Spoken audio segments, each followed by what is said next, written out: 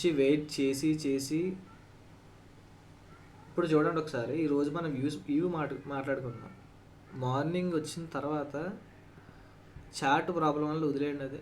అదైనా సరే మనకి 2 టార్గెట్స్ ఇచ్చాయి, అది పక్కన పెడితే ఇక్కడ నుంచి డౌన్ సైడ్ అనుకున్నాం, డౌన్ సైడ్ వచ్చింది. ఇక్కడ నుంచి ఇక్కడ క్యాండిల్ మార్క్ చేశాను, ఇక్కడ నుంచి అప్ సైడ్ వెళ్ళిపోవచ్చు అని చెప్పాను. ఇక్కడికి రాకపోయినా అప్ సైడ్ వెళ్ళింది. ఎప్పుడైతే లెవెల్కి వచ్చిందో ఇక్కడ నుంచి డౌన్ సైడ్ వస్తుందన్నా వచ్చింది. ఓకేనా, మీకు అర్థమవుతుందా?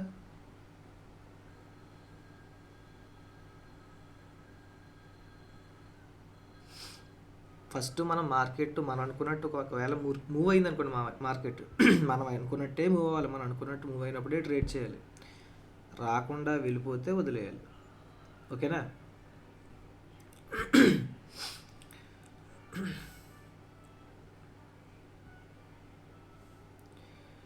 ఒకవేళ మనకి స్టాప్ లాస్ హిట్ అయ్యాయి అంటే మోస్ట్లీ డికే వల్ల హిట్ అవుతాయండి. వెంకటరమణ గారు బుక్ చేస్తారా? ఓకే,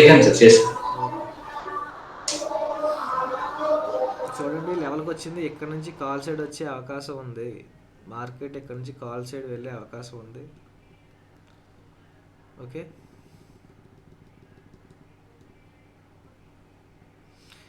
ఎప్పుడు ఈ జోన్లో కనుక మనకి ఎంట్రీ పాయింట్ అనేది చూపిస్తే వెళ్తుంది కాల్ సైడ్, లేదు బ్రేక్ అయిపోయిందా వదిలేస్తాం. మళ్ళీ లెవెల్ ఎక్కడ ఉందో అంతవరకు వెయిట్ చేయడం.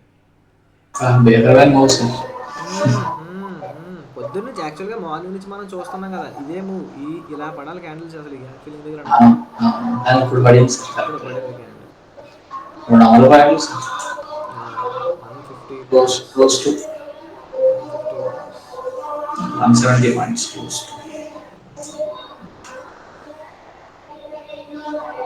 జస్ట్ 3 మార్నింగ్ నుంచి ఉన్న ర్యాలీని అంతా జస్ట్ ఒక 3 క్యాండిల్స్ 6 మినిట్స్.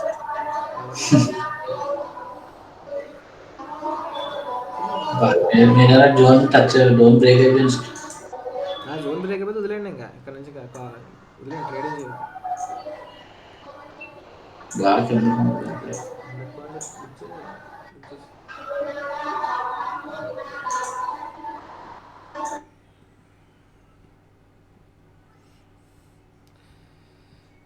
ఓకేనండి, ఒకవేళ మళ్ళీ ఏమైనా ట్రేడ్ కనిపిస్తే పంపిస్తాను. యాక్చువల్గా చూడండి మార్నింగ్ నుంచి మనం కూడా ఏమనుకున్నాం,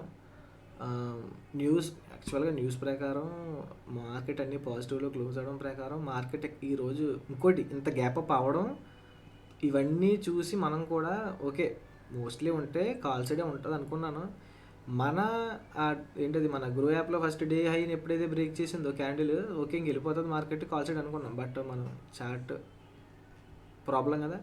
సో ఎప్పుడైతే మనకి లెవెల్ ఆగిందో ఇంక లేదు. ఇంకా ఇప్పుడైతే మన లెవెల్స్ క్రియేట్ అవుతాయండి. మన లెవెల్స్ ఇప్పుడు చూడండి, మార్నింగ్ మనం ఒక లెవెల్ అనుకుంటాం, మార్నింగ్ లెవెల్ అనుకున్న తర్వాత ఒక గంట తర్వాత మార్కెట్ మూవ్మెంట్ని బట్టి మన లెవెల్స్ అనేవి చేంజ్ అయిపోతాయి. సో ఆ లెవెల్ దగ్గరికి వచ్చిందంటే మార్కెట్ మనం అనుకున్న డైరెక్షన్లో రావాలి. సో అనుకున్నాం మార్కెట్ ఇక్కడ అనుకున్నాం వచ్చింది. ఎప్పుడైతే మనకి ఇక్కడ చూడండి ఎగ్జాక్ట్ అనుకున్నామా, 2 ప్లేస్లు ఉన్నాయి, ఇదొక ప్లేసు ఇక్కడ ఒక ప్లేస్, ఈ రెండింటిలో డౌన్ సైడే రావాలి. బ్రేక్ అయిపోతే చూద్దాం. అనుకున్నాం వచ్చింది ఎగ్జాక్ట్. లాస్ అన్నీ రికవర్ కదా, లాస్ లెవెల్ లేరు కదా, ఎవరైనా ఉన్నారా? లేదు bro, green.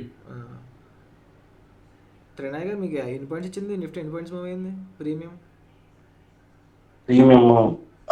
Almost 50 points move అయింది. నేను క్యాప్చర్ చేసింది 30 పాయింట్స్. ఓకే ఓకే, సేమ్ అండి. ఇక్కడ ఏ ట్రేడ్ ఏదో దొరుకుద్దో మీకు సేమ్ అక్కడ అదే ట్రేడ్ దొరుకుద్ది. నిఫ్టీ మొన్న ఆల్రెడీ చెప్పాను మీకు, okay సేమా same క్యాండిల్సా, same breakout.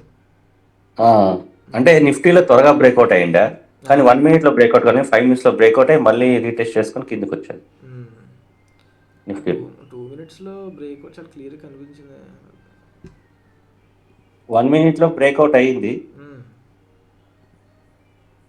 Break down అయింది 10 o'clockకి. మళ్ళీ అది ఎంగల్ఫింగ్ చేసేసారు టోటల్గా.